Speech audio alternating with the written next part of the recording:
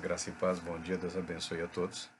No Evangelho de Mateus, no capítulo 1 ainda, versículos 22 e 23, quando José refletia sobre a condição da gravidez de Maria, pretendendo ele fugir, abandonar, como nós já falamos, das boas notícias, o anjo disse para José: ela dará à luz um filho e lhe porás o nome de Jesus, porque ele salvará o seu povo dos seus pecados. Tudo isso aconteceu para que se cumprisse o que o Senhor havia dito através do profeta: eis que a virgem conceberá e dará à luz um filho, e ele será chamado de Emanuel, que significa Deus conosco. José, ao despertar do sonho, fez o que o anjo do Senhor lhe havia ordenado e recebeu Maria como sua mulher. Graças a Deus pela sua palavra e que ele abençoe a nossa reflexão sobre ela. O anjo do Senhor, ao explicar para José o que de fato ocorria com Maria, ele referiu-se a uma profecia dita pelo profeta Isaías, 751 anos mais ou menos antes do nascimento do Senhor. 750 anos aproximadamente foi o tempo ao qual se refere o anjo. A profecia tinha 750 anos. No capítulo 7 de Isaías, verso 14, diz: pois saberei que o Eterno, o Senhor, Ele mesmo vos dará um sinal. Eis que a virgem ficará grávida e dará à luz um filho, e o nome dele será Emanuel, Deus conosco. O anjo do Senhor refere-se a uma promessa de Deus feita à nação, ao povo de Israel, 751 anos, no período do reinado do rei Acás, quando profetizava Isaías, 750 anos, porque foi uma promessa feita para uma nação, foi uma promessa feita para a humanidade. Se pararmos para analisarmos a questão de preparação, né, eu tenho em casa aqui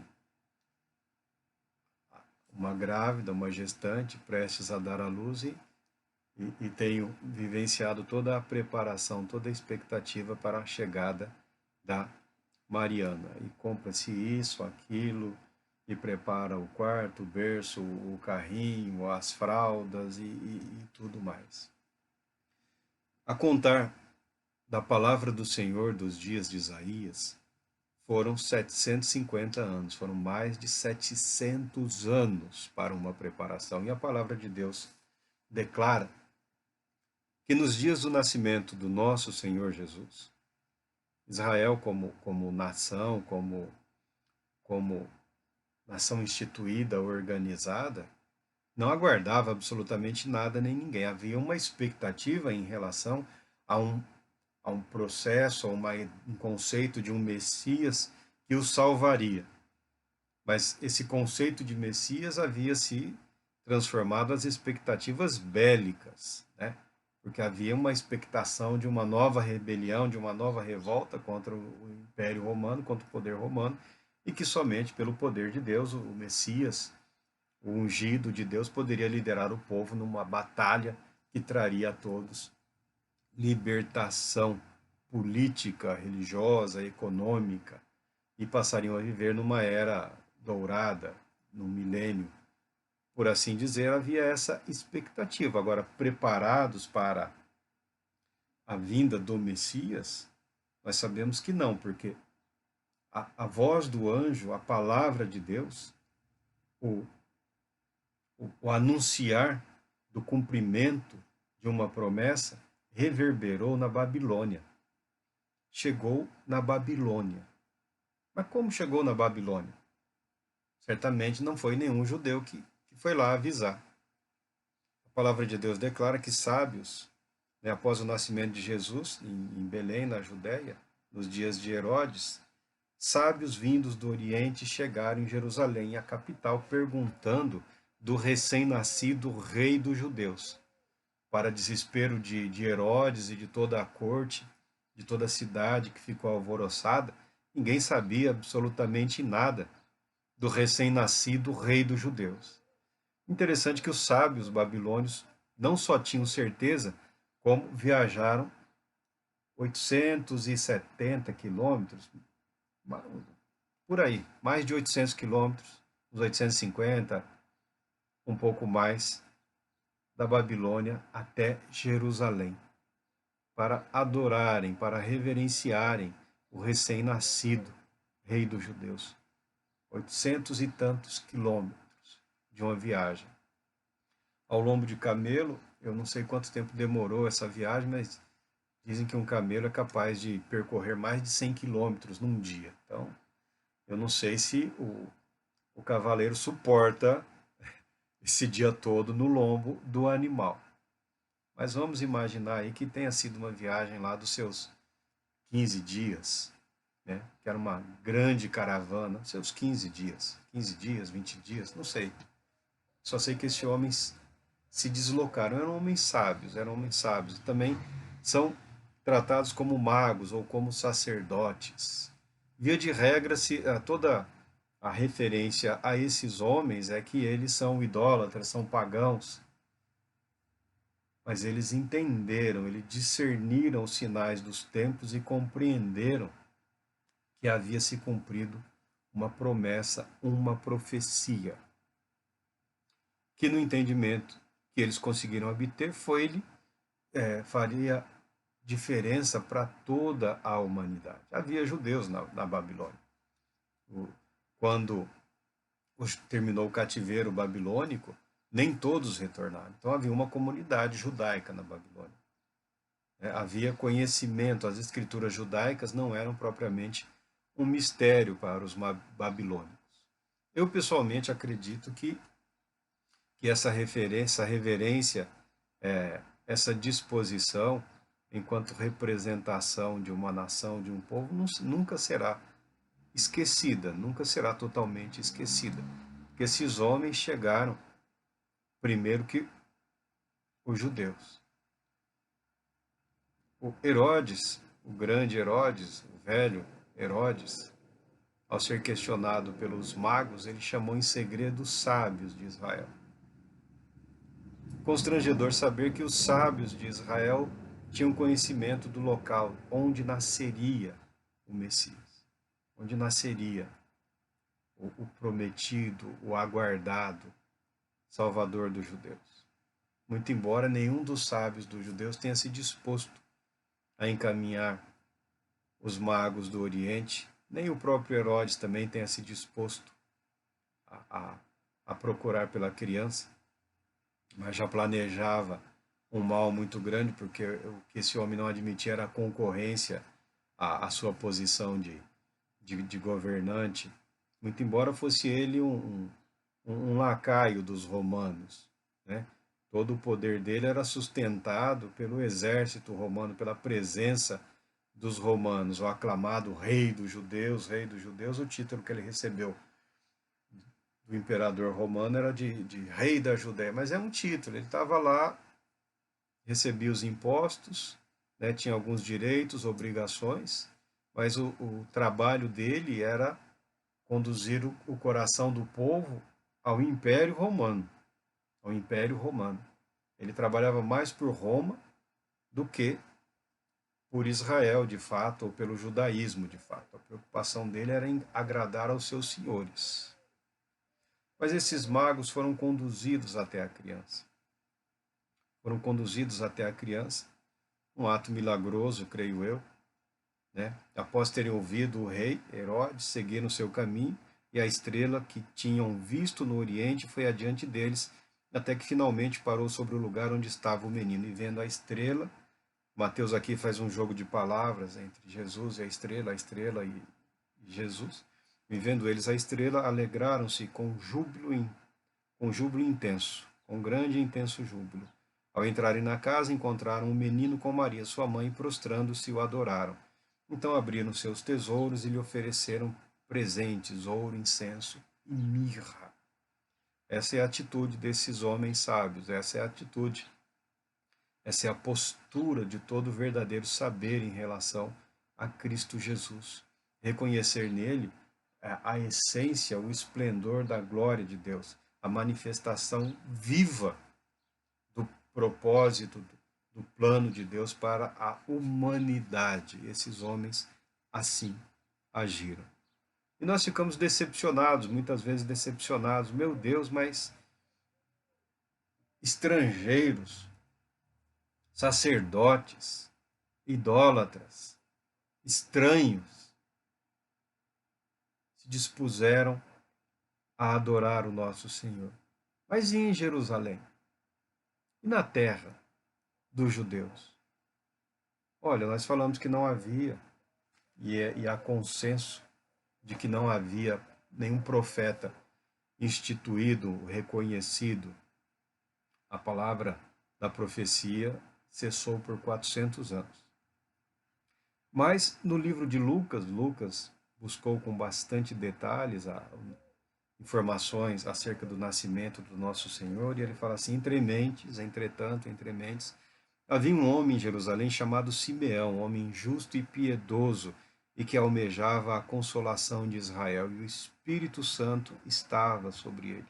E o Espírito Santo lhe havia revelado que não morreria sem ter a oportunidade de ver o Cristo de Deus. Olha, já vemos aqui algo diferente.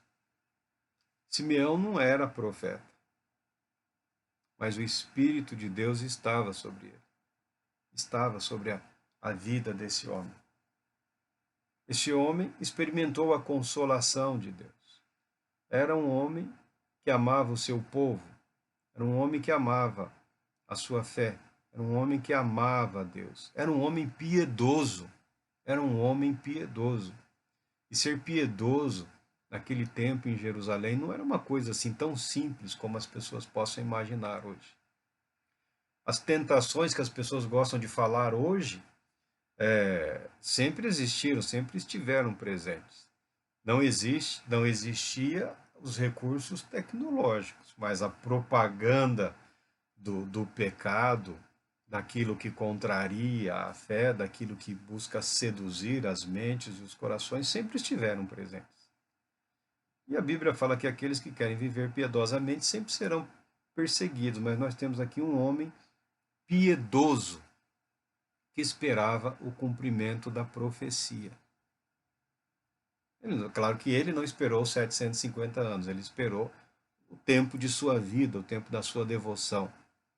Mas o Espírito Santo revelou a esse homem que ele não morreria sem ver o Salvador de Israel.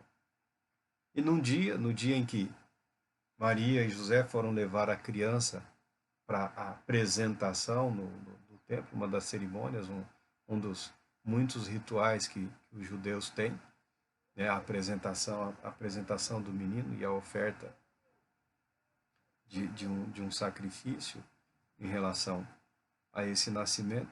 Movido pelo Espírito Santo, esse homem já idoso também, Simeão, ele foi ao templo. E assim que os pais trouxeram o menino para realizarem com ele o ritual de consagração exigido pela tradição da lei, Simeão o tomou em seus braços e louvou ao Senhor, dizendo: Ó soberano, como prometestes, podes agora despedir em paz o teu servo, porquanto os meus olhos já contemplaram a tua salvação, a qual preparaste à vista de todos os povos, luz para revelação aos gentios e para a glória do teu povo de Israel. José e Maria ficaram ali admirados, né, impressionados com a atitude daquele velho senhor, daquele velho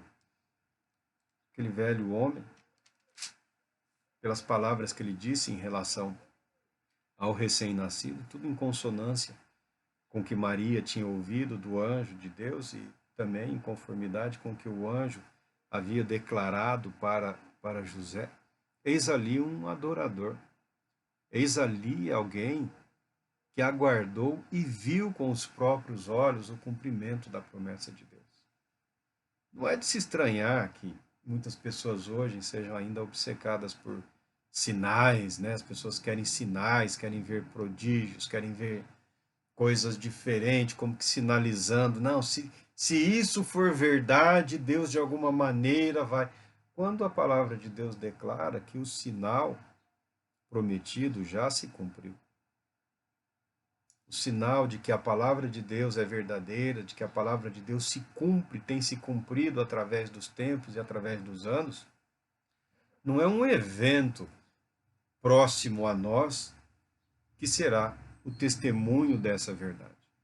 O testemunho da verdade de Deus encontra-se no nascimento de Cristo Jesus, testemunhado pelas mais sábias mentes da terra naqueles dias, pelos homens mais capazes daqueles dias, pela espiritualidade nada ortodoxa que havia na Babilônia, ainda assim foram capazes de entender e interpretar que Deus havia realizado algo tremendo.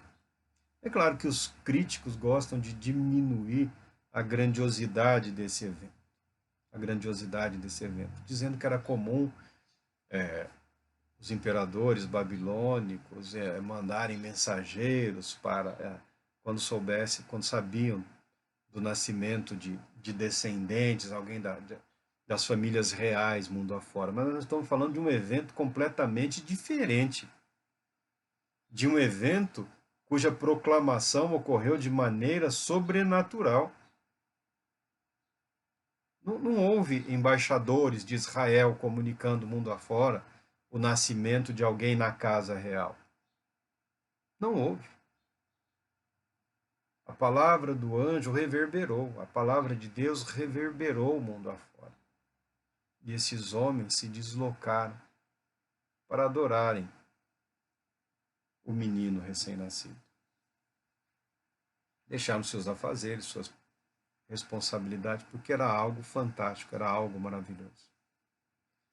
Um sinal prometido por Isaías 750 anos antes. E na Babilônia havia pessoas sábias aguardando. Um sinal prometido por Deus através do profeta Isaías.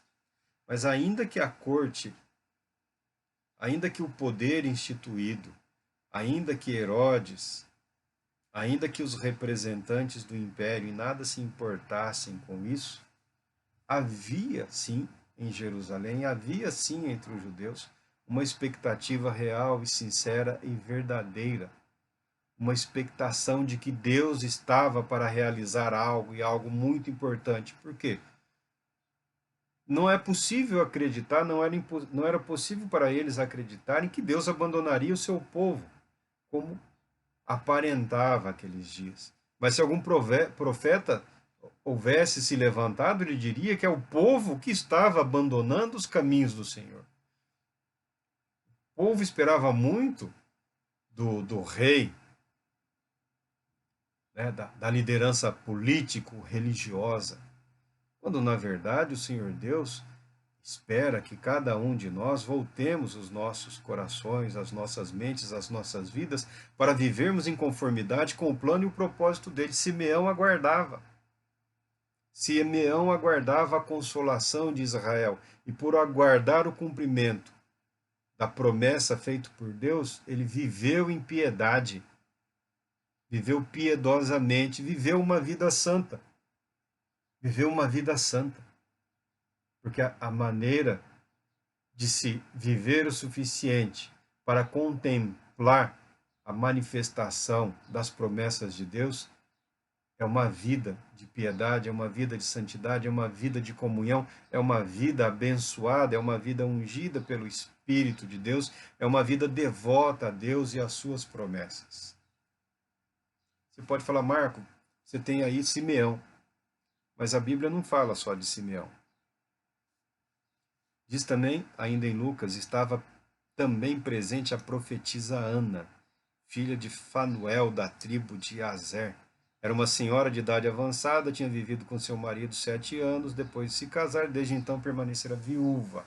É uma senhora que sofreu o infortúnio de que, após um curto período de casamento, perdeu o marido e permaneceu como viúva esse tempo todo, não buscou outro casamento.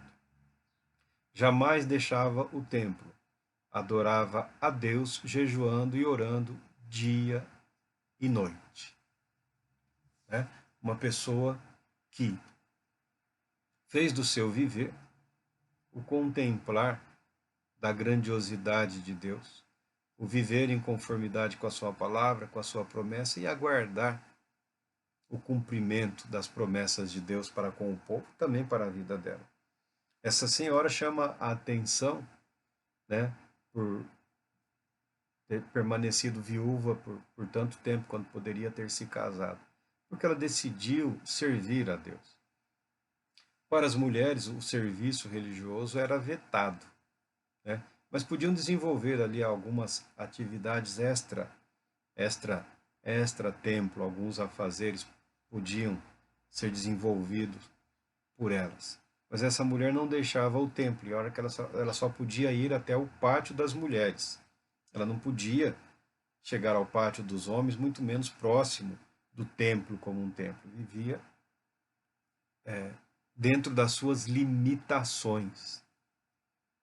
Olhando para a vida de Ana, nós entendemos que as limitações não são um verdadeiro impedimento para a entrega total, para a devoção sincera, para a vida de santidade em relação a Deus. Ela era uma mulher viúva, ou seja, era alguém que dependia do favor dos outros. Uma das atividades do templo, a atividade social do templo, dizia respeito ao sustento de órfãos e de viúvas, né? Pessoas que não tinham o marido para sustentar, a responsabilidade de sustento da família recaía sobre o homem, e certamente não tinha filhos que podiam tê-la acolhido, né, a protegido e aguardado. Então ela dependia totalmente de Deus e assim decidiu viver. Sendo mulher, sendo viúva, sendo pobre, né, vivendo num ambiente em que a mulher não era respeitada, né, ou considerada, a mulher era tratada como um ser menor, como um ente menor. Mas tal qual o velho Simeão, ela aguardava o cumprimento da promessa de Deus. Havendo chegado ali naquele exato momento, deu graças a Deus e proclamava acerca do bebê para todos os que anelavam pela redenção de Jerusalém. Quando o Simeão pegou a criança no colo e glorificou a Deus pela vida do menino, naquele instante também chegou Ana. Nós temos aqui dois indivíduos, um homem e uma mulher, já de idade avançada, simbolizando a fidelidade, simbolizando a verdade de que ser fiel a Deus vale a pena. De não aceitar se conformar com o mundo presente, ou com o presente século, ou com aquele período, ou neste período de hoje, buscarmos nos transformarmos, renovarmos a nossa mente, as nossas vidas de acordo com a vontade, com a palavra e com a promessa de Deus, vale a pena. A vida torna-se significativa. As dificuldades que são encaradas e vencidas passam a ter significado. A vida se torna coerente. Os feitos têm relevância, porque a pessoa passou a viver de maneira a aguardar, a confiar, a depender de Deus. E Deus não abandona os seus. Deus nunca abandonou os seus.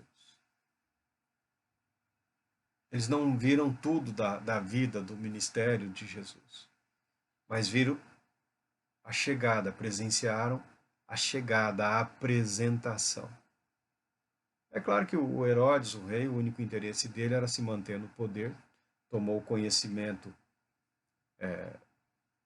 do destino tomado pelos magos e depois que, advertidos por um anjo, o casal com o menino fugiram para o Egito. Sem que soubesse disso, Herodes mandou matar todas as crianças daquele vilarejo. Mandou matar. E mandar matar crianças para um homem que cometeu tantas atrocidades naquele período, nem Os historiadores nem se preocuparam em registrar, mas a Bíblia declara, a Bíblia deixa bastante evidente, a Bíblia deixou para a história, para a conformação da nossa mente, para as nossas convicções, de que nenhum poder deste mundo, ou de qualquer outro mundo, ou de qualquer outra realidade, é capaz de impedir o plano e o propósito de Deus. Nem Herodes, com o suporte militar do Império Romano, que estava naquela região, foi assim capaz. A sabedoria da Babilônia, o conhecimento dos sábios, né, a visão dos sacerdotes, fez com que eles se prostrassem, se curvassem diante do recém-nascido Jesus, diante da criança. As pessoas querem induzir, querem fazer o cristão imaginar que ele depende de uma espiritualidade não bíblica, de que uma espiritualidade hoje que está em vigor, terrena, mundana, mas não faço questão de usar a palavra terrena e mundana. Eu prefiro uma espiritualidade paralela, uma espiritualidade egocêntrica, egoísta, uma espiritualidade maligna, que tenta apresentar a proposta de que o homem pode se tornar superior a si mesmo e assim num processo de autoaperfeiçoamento físico, mental, suas habilidades espirituais, naturais, chegar ao céu. As pessoas tentam também levar o cristão a acreditar na triste ideia e conceito de que é através do poder político que se implantará a verdade de Deus, que se cumprirá a promessa de Deus. Isso nunca, nunca, nunca foi anunciado na Bíblia. Isso nunca foi anunciado na Bíblia. A espiritualidade que a Bíblia fala, a espiritualidade que a palavra de Deus apresenta, o domínio de Deus que Jesus anunciou, foi o de que o reino de Deus invadiu a humanidade através da presença de Jesus e invade o nosso ser pela fé. A nossa espiritualidade, a nossa religiosidade, ela é decorrente do agir de Deus, que nos resgata, que nos transporta, que nos conduz, que nos motiva, que nos leva adiante. Eu estou convencido de que o Senhor Deus não abandonou e não abandonará a sua igreja. Como não abandonará Israel? Nunca abandonou. Como também não esquecerá a reverência dos sacerdotes babilônicos.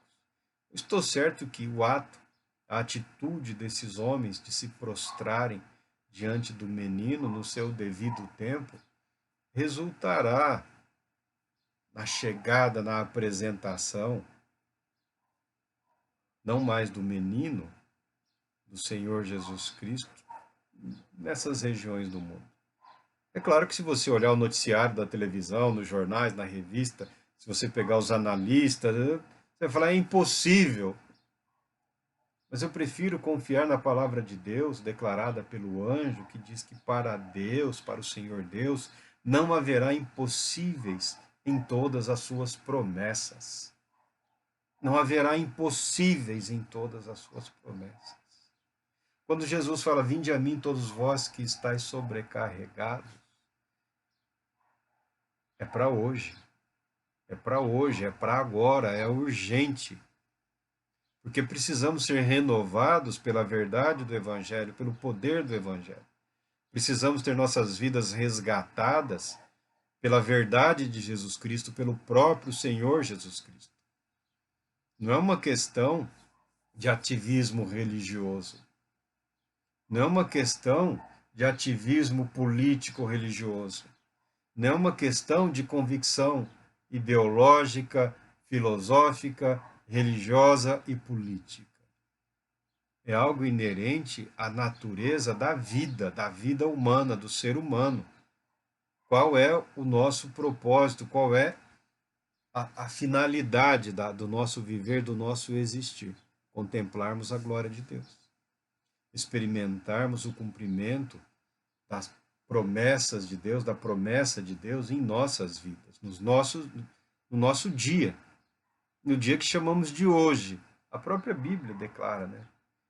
O tempo presente é o chamado dia hoje. Então, hoje, se você ouvir a palavra de Deus, a promessa de Deus, quantas vezes as pessoas não ouviram e ainda assim não se renderam, não se entregaram? Os sábios da Babilônia, os sacerdotes ou os magos, seja lá como você prefira utilizar, não eram poucos, era um grande número, um cortejo.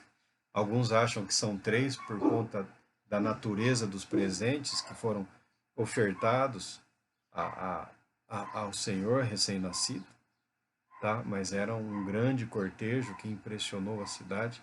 Eles se dispuseram a uma longa viagem naqueles dias, e ainda hoje é uma viagem considerável, uma longa viagem para contemplarem um fato maravilhoso: a vinda, o nascimento do rei dos judeus, do prometido rei dos judeus, aquele que faria, que fez e que continua fazendo diferença em toda a humanidade, para toda a humanidade. Jesus Cristo é um diferenciador. Jesus Cristo muda tudo, muda as expectativas dos judeus, muda as expectativas dos sábios. E Jesus Cristo cumpre a expectativa, a esperança, o aguardar em silêncio muitas vezes do Simeão e da Ana e de tantos outros que sabiam, que guardavam consigo a convicção de que Deus não nos abandonou. Deus não nos abandonou. A boa notícia que nós temos para o dia de hoje é que Deus não nos abandonou. Jesus Cristo vive. Nós não estamos abandonados. Nós não fomos esquecidos.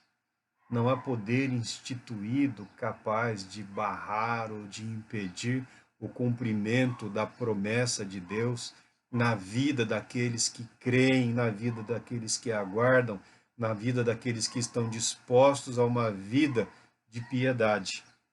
Não há, não há, não há poder humano, não há império, não há estrutura governamental humana capaz de impedir o cumprimento da promessa de Deus na minha vida.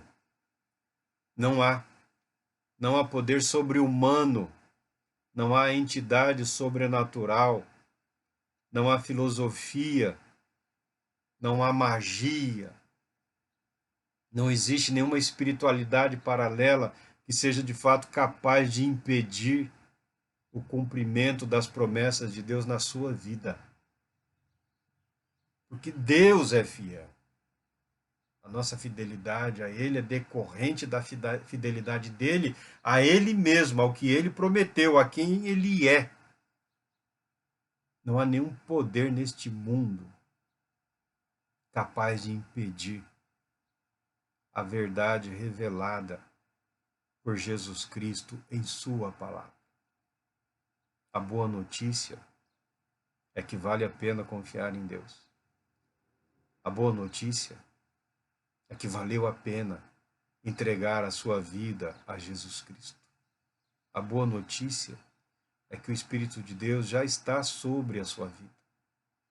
A boa notícia é que o Espírito Santo tem te sustentado todos esses dias. A boa notícia é que você contemplará o manifestar da glória de Deus na sua vida. Deus Todo-Poderoso te abençoe, te proteja, te traga a paz. Querendo Ele, retornaremos em breve.